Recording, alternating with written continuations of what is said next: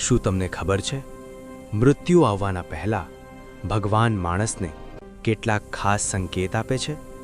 ગરુડ પુરાણ મુજબ મૃત્યુ અચાનક નથી આવતું, તે પહેલા શરીર અને આત્મા બંને સંકેત આપે છે.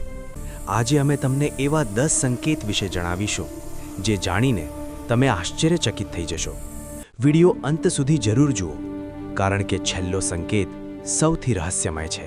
પહેલો સંકેત, પોતાની છાયા અલગ દેખાવા લાગે. ગરુડ પુરાણ મુજબ મૃત્યુ નજીક આવે ત્યારે માણસને પોતાની છાયા અજીબ દેખાય છે. ક્યારેક છાયા દેખાતી નથી અથવા અસ્પષ્ટ દેખાય છે.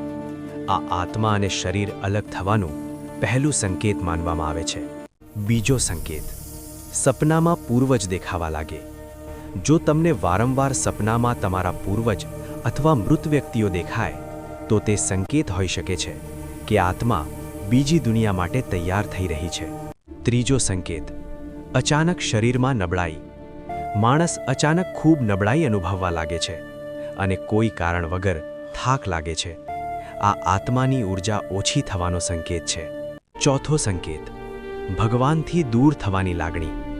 માણસ જે પહેલા ભક્તિ કરતો હતો તે અચાનક ભગવાનથી દૂર થવા લાગે છે. આ મન અને આત્માની સ્થિતિ બદલાવાનો સંકેત છે. પાંચમો સંકેત, આંખોની ચમક ઓછી થવી. ગરુડ પુરાણ મુજબ મૃત્યુ પહેલા આંખોની ચમક ઓછી થઈ જાય છે. આ આત્માની ઊર્જા ઘટવાનું નિશાન છે. છઠ્ઠો સંકેત, અરીસામાં પોતાને અલગ દેખાવા લાગે. ક્યારેક માણસને અરીસામાં પોતાનો ચહેરો અલગ અથવા અજાણ્યો લાગે છે. આ આત્માની અલગ થવાની પ્રક્રિયાનો સંકેત છે. સાતમો સંકેત, અચાનક શાંતિ અનુભવવી. મૃત્યુ નજીક હોય ત્યારે માણસ અચાનક ખૂબ શાંત થઈ જાય છે. તે દુનિયાની ચિંતા છોડવા લાગે છે. આઠમો સંકેત, અજાણ્યા અવાજો સંભળાવા. ક્યારેક માણસને અજાણ્યા અવાજો અથવા સંકેતો અનુભવાય છે. ગરુડ પુરાણ મુજબ આ યમદૂતના આગમનનો સંકેત હોઈ શકે છે. નવમો સંકેત, સુગંધ અથવા દુર્ગંધ અનુભવવી. ક્યારેક માણસને અચાનક અજાણી સુગંધ અથવા દુર્ગંધ અનુભવાય છે. આ આત્મિક પરિવર્તનનું નિશાન છે. દસમો અને સૌથી મોટો સંકેત, દુનિયાથી લાગણી ઓછી થવી.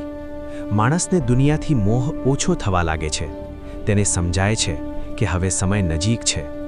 ગરુડ પુરાણ મુજબ મૃત્યુ જીવનનો અંત નથી, પરંતુ નવી શરૂઆત છે. તેથી હંમેશા સારા કર્મ કરો અને ભગવાનમાં વિશ્વાસ રાખો.